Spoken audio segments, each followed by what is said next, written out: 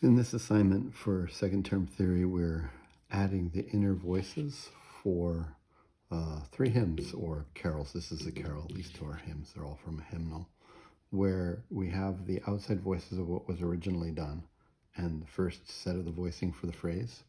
And we're going to fill in the inner parts using the rules and principles that we've had, and then we're going to compare them to what the actual writing was. And we won't be 100% the same, likely, but we'll be close, because if we follow the principles and rules of part writing that we've been learning, a lot of things will work out the same, especially since the first voicing is this way. And through this, we're going to get repetition of checking for consecutive fifths and eighths and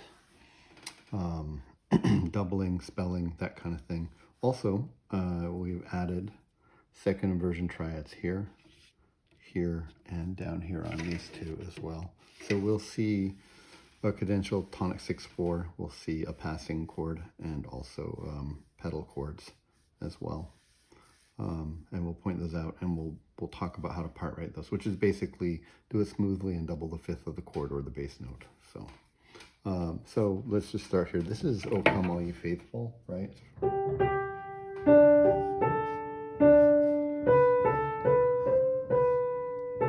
Okay, and actually we did this in class, but I'm going to redo it again from scratch because sometimes students miss class, and this is a good review. So we'll just do the same thing right there.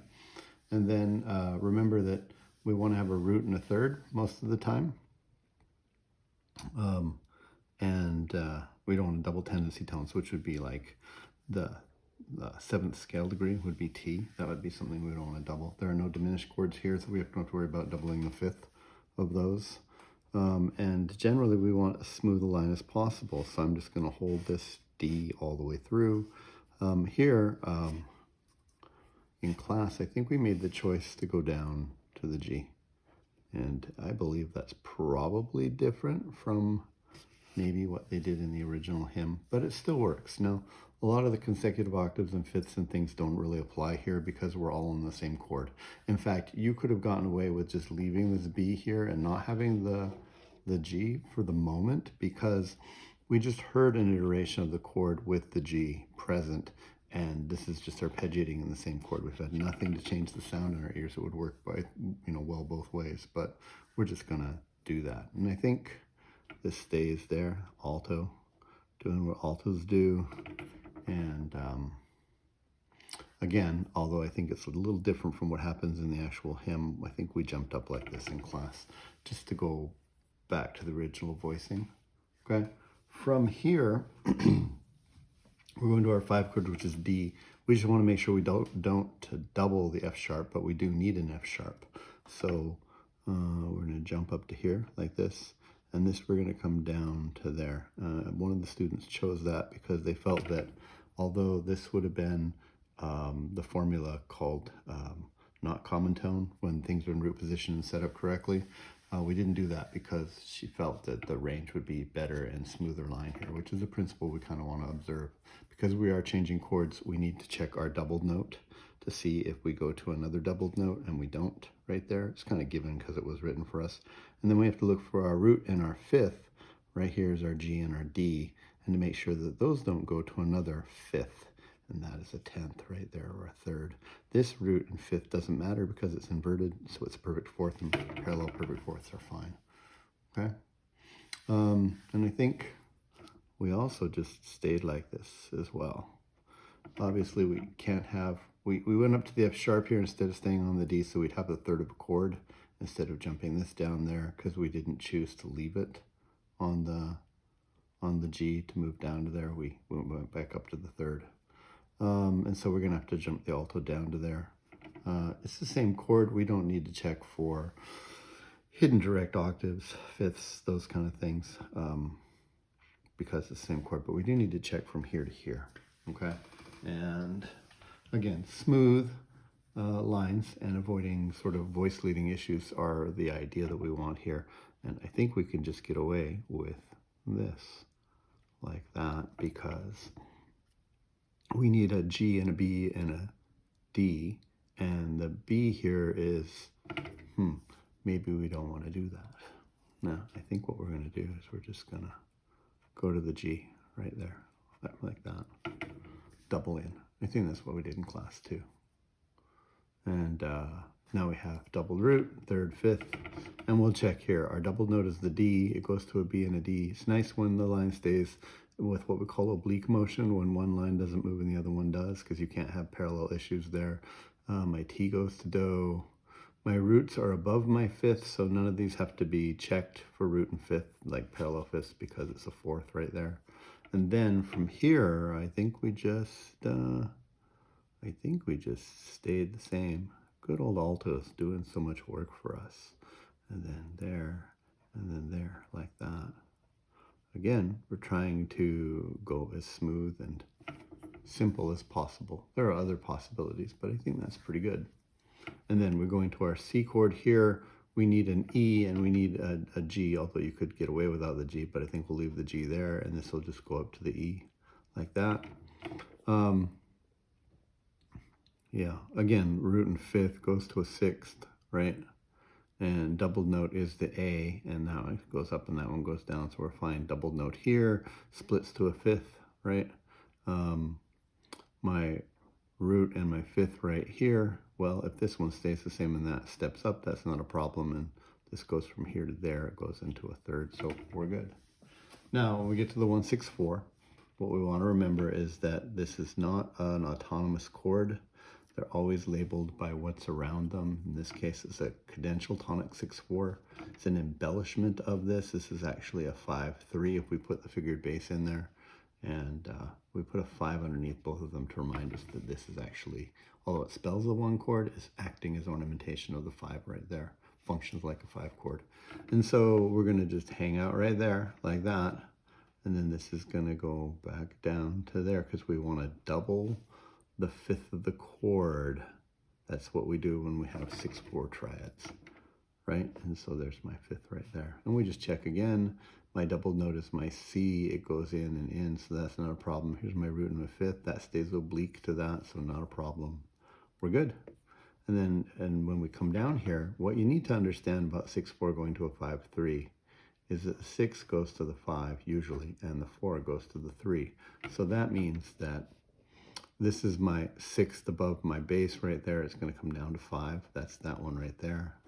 And this is my 4, and it's going to come down to there like that. And then I'm just going to hold my doubled note so it stays doubled there as well. Okay? And now comes the time where we check what we did against theirs. Now, like I said, we did this in class once already, so I kind of know what the results are going to be. But if you take a look at what's in the original hymn, we depart a little bit right here. This came down to the G like we did, but it stayed there and went to the F sharp. We went back up to the B, which revoiced it differently. They had to jump down and then back up from there. Our voicings are perfectly fine. They sound fine. I'll play them if I can look across. It's not like it's bad. It's just different from what's there. So we repeat it here, right? And then yeah, totally fine. That's what we have. And theirs is not that different. Just momentarily where it goes. And so the beginning is kind of the same, but they stay different. Right there, and then they're up to there. Right? By the time we get to here, though, it's the same. And then if you look here, this is all the same. We ended up with the same thing because we're using sort of similar ideas and similar techniques. And we end up with the same. Okay? Cool. All right. Now let's move on to the next one. We're going to speed through these again. Again, students, you should have done this on your own, and then you're just here to check. Or if you got stuck somewhere and you need some help with the process, that's fine too. Okay? So this is...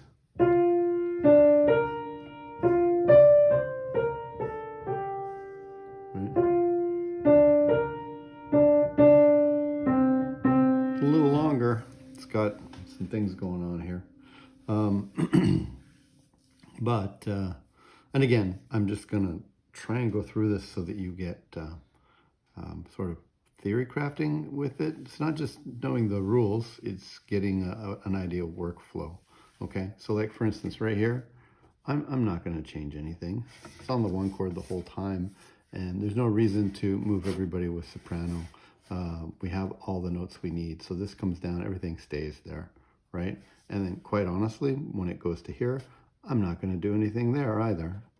Again, it could be different in the actual hymn, but this is a nice stable thing, the bass and the, you know, right? While the other voices are going,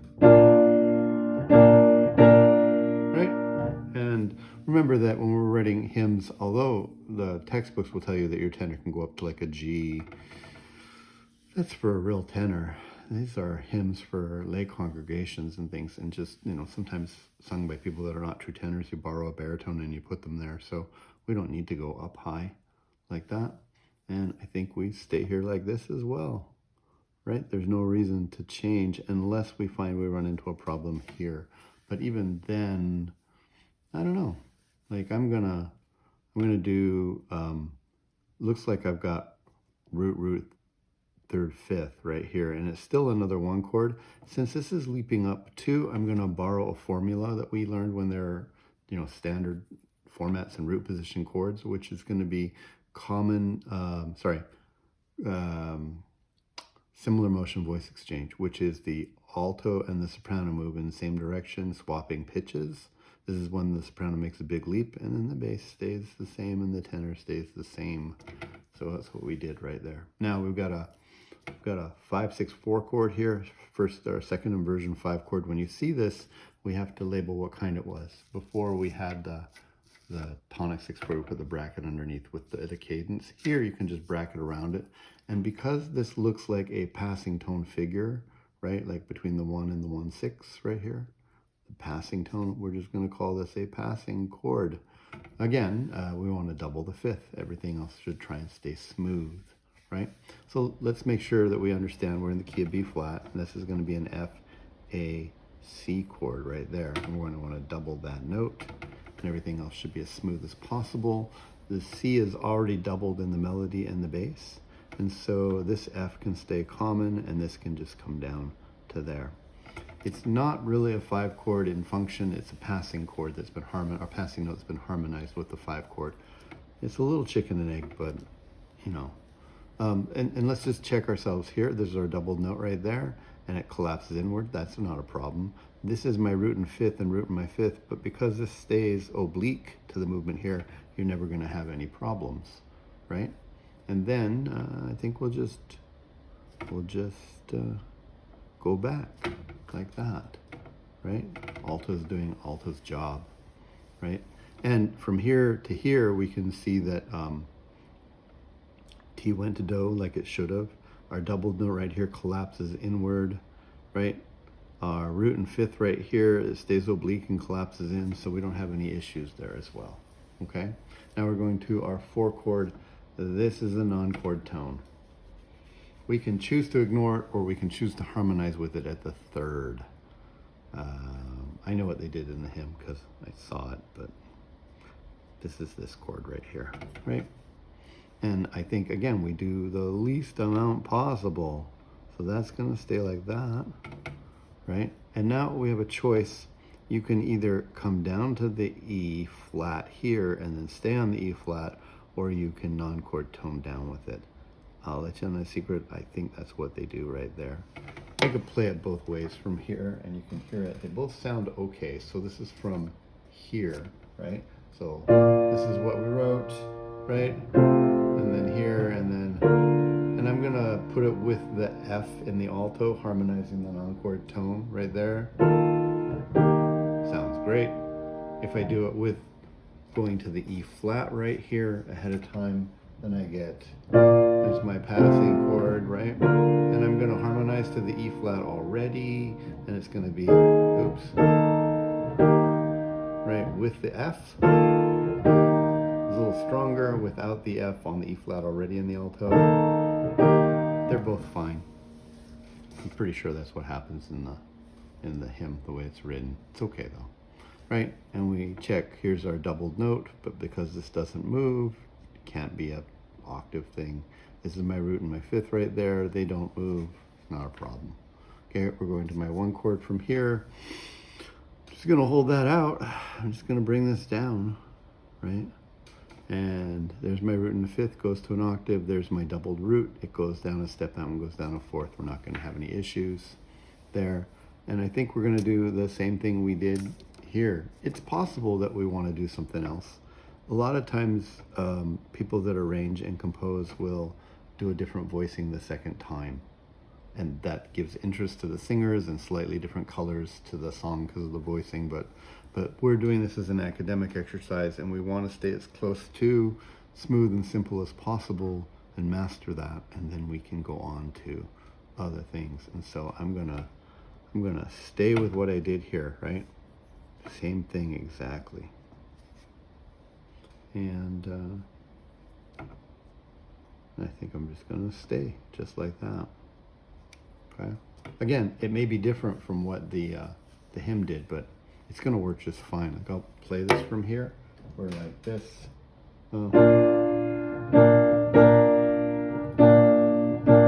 Right? Seems totally fine to me. We may consider going down here since it's coming back up. That being said, I'm going to make a point of doing nothing. Okay, and you might say, but that's parallel unisons. Isn't that the same thing as parallel octaves? And remember, that only applies if we're changing chords and if the notes are moving, and they're not moving, and they're also, like this is not moving, right? It's the same pitch, and they're also on the same chord, so neither of those apply right here, right? I think, you know, we could just, you know, stay here like this. And this could, I think because we're collapsing in here, I'm just gonna do this, right? To get us to the same place.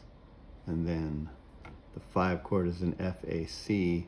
This can then go back up to there, and this can go to there, right? And we'll just check ourselves right here. We have, remember, this is a half note right there holding over because of the lyrics. These ones are gonna arpeggiate up together. So we have our B flat and our B flat right here, right? Unison, kicks out to a third, that's not a problem. We don't have a F in this chord right here, but you don't need to have a fifth in a chord, right? You just have to have a root and a third, so that's okay. And then this will just hold over. It's entirely possible they've done some different things in the hymn. Let's check it out and see what they did. All right, so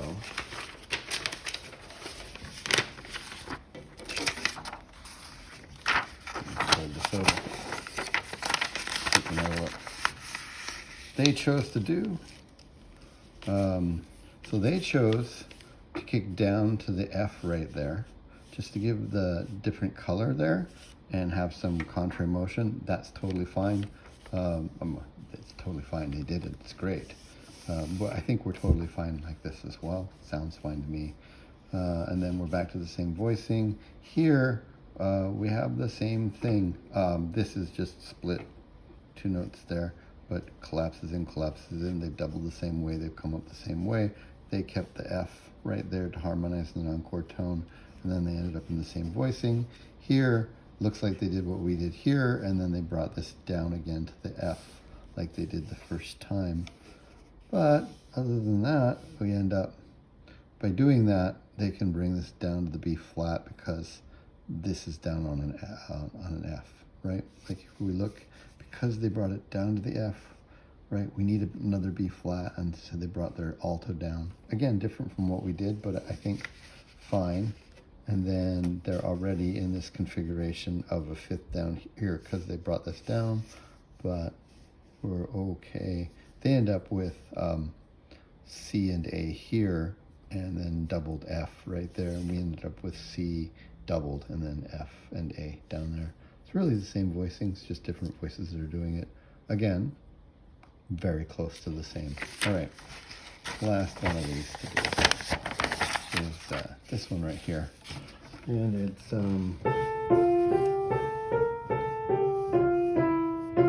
okay. So, let's see. And their voicing was like this. I can see a world where this all just comes down and we would say move with soprano. Really can. But because we're free writing, because I want to have a strategy that's simple, I might do this. The reason why that you'd come down here is so that you can have the A right there and have a root and a third. I'm going to play it both ways. I'm going to play it like this. So we're here. And so the A goes away briefly, but it's still in our ears, right? Or if I bring everybody down, I don't think they're perfectly fine either way. I know that we're supposed to have a root and a third here. We just heard it right here, and the chord hasn't changed. I think they may have gone down. I'm not gonna, just for ease of this, okay? That means I'm missing no third, okay? That would be a mistake on a test, but I've checked out the sound and I think it's fine. And for my purposes, the singing's easier. We just heard the third, okay? Well, we got to get to a C, E, G chord right here. And we can't double that because that's the tendency tone, but that's okay. This is going to split into the E right there, and that's going to stay on the C like that, right? My root and my fifth that are not inverted goes to an octave right there. My doubled note goes to different notes there. My tripled note, again, goes nowhere. It's going to go to another unison, so we're good, okay? Then I'm going to here, and I feel like that's going to stay there, and that's just going to go right there. Yeah. So this is common tone, isn't it? Like root goes to root, common tone holds over, and two notes move in the same direction by step. As such, I'm pretty sure there's no mistakes, but we can check it. My doubled note goes to a fifth instead of another doubled note. My root and a fifth, well, that goes to a third. My root and a fifth, this is oblique motion in that move, so no problems. Okay, here we are, 4/6/4. We have to put a bracket around it and identify what it is. And we look at the bass note. Before here, it was like a passing tone. Here, it's what we call a pedal tone. Some books call this a neighbor chord because the upper notes move by neighbor tones up and back, but Koska, Payne, and a number of other ones just look at the bass line, how it's harmonized. And this is like you put your foot down on the organ pedal, and then these ones move up and down with the other keys. And so we call this a pedal 6/4 as opposed to a passing 6/4. Again, we want to double the fifth. The fifth is the bass note, right? And that's right there. So we hold that through, and then this comes up to there to fill out the chord, and then it goes right back like that. And remember that this is a 1-5-3 going to a 4-6-4 going to a 1-5-3, which means that the note that's a fifth above goes up to the sixth and down again. There's my fifth going up to a sixth and then down again. My note that's a third above this, which is the A right there, a third above the bass line, goes up to the 4 and then comes back down. Figure bass actually originally doesn't mean chords. It means what do the notes do? What's their voice leading? Okay. All right. 2/6. Well, that's a new chord for us. We haven't had a 2. That's my G, B flat, and D. I have a B flat and have a G, so technically speaking, I'm covered. There's no other note that I need to have. But, you know, we could. So I think what I'm going to do is I'm going to bring this down. We'll write it, and then we'll check it, right? To my D. Now I've got a complete chord. And the real question is, what do I want to do with this C right there? So you could go up to the D. You could go down to the B flat. You could even jump down to a G if you want to, but I don't think that's quite what we want.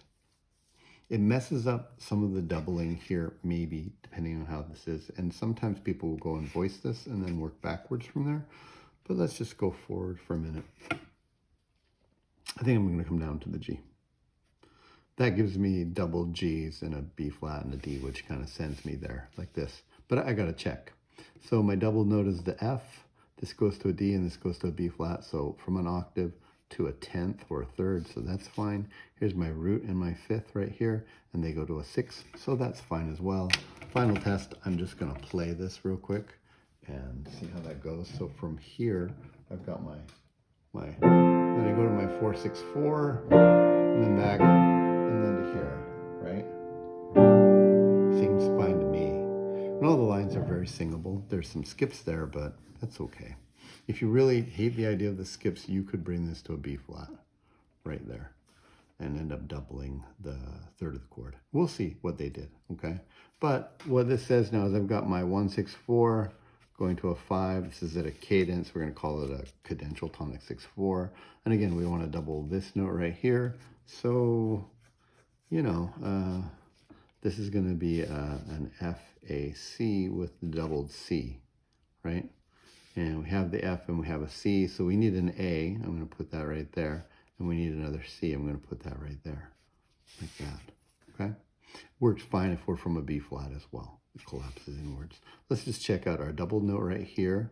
The G collapses inward to a 6, so that's fine. The root and the fifth is right here. I know that's the root and the fifth, but it's inverted, right?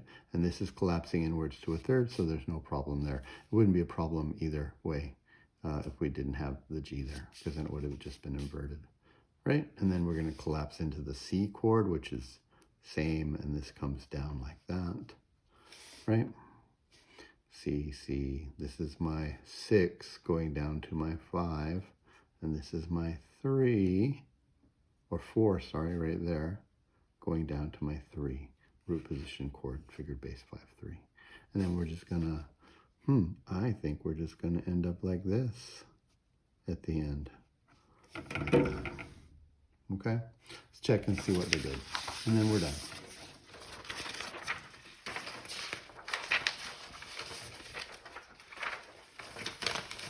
Shorter, but two of these guys at the same time. All right, so it's more of a curiosity than the necessity, because I think our writing is fine. So they did what we did here, except they went down and grabbed the third. Like I said, I didn't want to do, but we could do, right? And then they came back up. Okay, so this is where I deviated. Technically, I lose a point, but I knew that was going to happen, and I was kind of happy about that.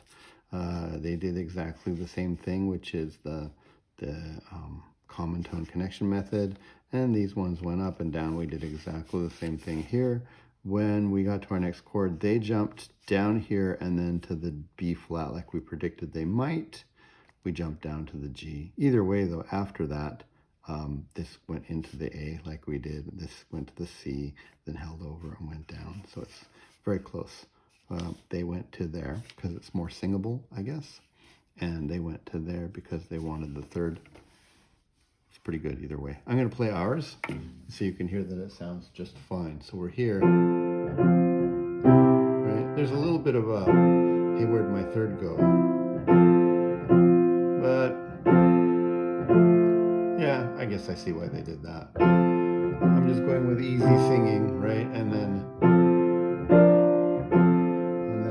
I'm going to do with our G, not theirs. So I'm playing our voicing, not theirs, right? And then here. That's nice. Okay. Obviously theirs works. It's the one that got printed and it's good. This is a value judgment. You could try them both ways and see which way you like. And then, but I'm erring on the principle of smooth, and this is the first draft. You can always go back and make changes and things later to what you like. Similarly here, going to the B flat makes total sense. It's fine. I went to the G just so that I could do this kind of movement right there with my into my 1, 6, 4. But both of them are fine. There's no rules that have been broken there. All right. Hope that was helpful. Hope you're starting to see that your technique plus the principles of sort of smooth voice leading and checking for voice leading errors as you go along the way, it gets quicker with practice, and pretty soon you're writing 4-part harmony like really proficiently. Okay. Also remember, whenever you have a 6/4 inverted triad, right, you got to name it. Pedal note, so pedal chord. Cadence, tonic 6/4 going to a 5. Cadential tonic 6/4 bracket underneath, make it a 5. And here, if the bass line looks like a passing note between two chord tones right there, then in harmonize with the 6/4 inverted chord, then it's going to be a passing chord, right? All right, always double the fifth.